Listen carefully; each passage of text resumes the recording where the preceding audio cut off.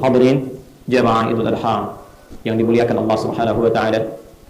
Di antara sekian hikmah terkait dengan keutamaan Idul Adha adalah perjalanan spiritual keluarga besar Nabi Ibrahim alaihissalam, yang dengan perjalanan spiritual itu kemudian menjadi isyarat petunjuk yang diwariskan pada nabi-nabi setelahnya sampai dengan ke Nabi Muhammad sallallahu alaihi wasallam, yang kemudian jadi pedoman kehidupan utama kita sebagai umat Islam hingga kita kembali kepada Allah Subhanahu wa taala.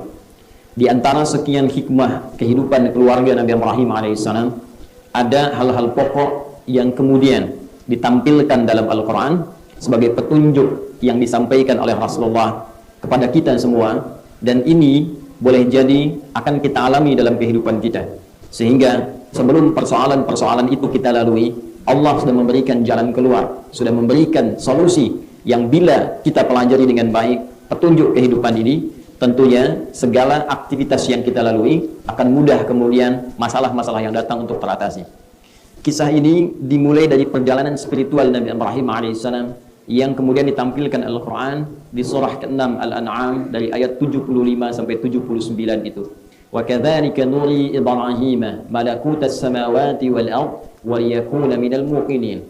Dan demikianlah kami berikan penampakan, kami berikan jalan, kami berikan petunjuk kepada Ibrahim alaihissalam supaya dengan itu bisa lebih mendekatkan diri kepada Allah Subhanahu wa taala. Petunjuk yang kami tebarkan di langit dan di bumi, yang dengan segala petunjuk itu diharapkan Ibrahim alaihissalam menjadi semakin yakin kepada Allah Subhanahu wa taala.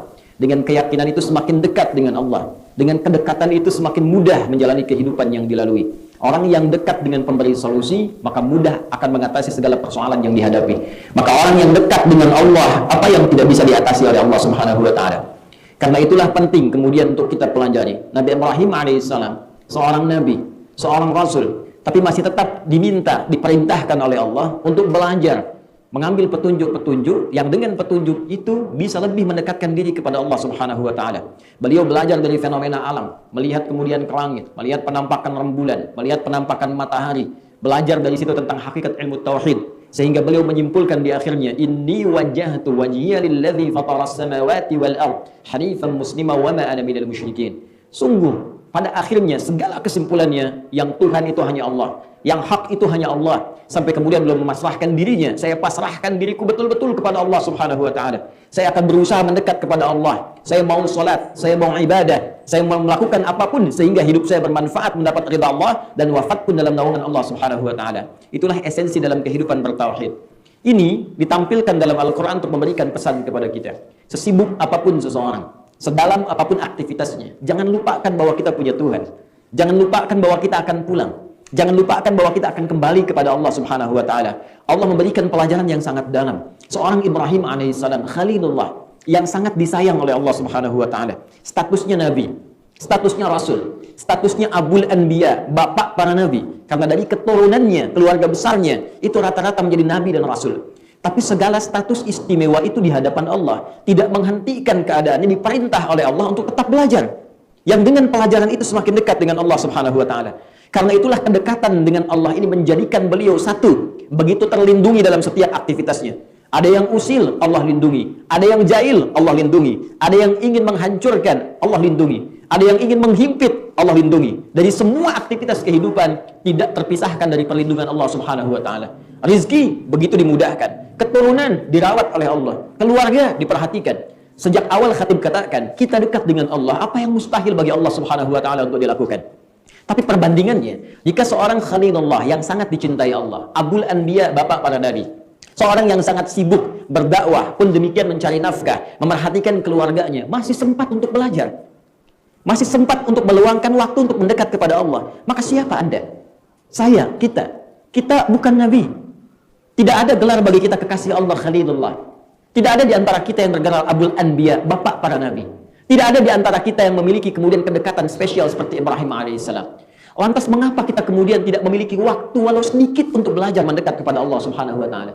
Jika orang yang telah menjadi kekasih Allah, Habibullah, Khalilullah, seluruh keluarganya baik dalam pandangan Allah, Abul Anbiya, begitu dekat dengan Allah, masih diminta untuk belajar. Antum sesibuk apa dalam sepekan tak punya waktu untuk mendekat kepada Allah? Bagaimana kita bisa menguatkan la ilaha illallah kalau tak pernah belajar dengan kalimat itu? Bukankah Allah berfirman, fa'lam annahu la ilaha illallah? Quran surah ke-47 ayat 19 itu. Kita mesti punya ilmu untuk menguatkan syahadat kita la ilaha illallah. Fa'lam, maka mesti punya ilmu. Maka mesti tahu yang dengan pengetahuan itu annahu la ilaha illallah. Semakin yakin kita bisa memantapkan tauhid dalam jiwa kita untuk kita bawa pulang sebelum wafat. La ilaha illallah.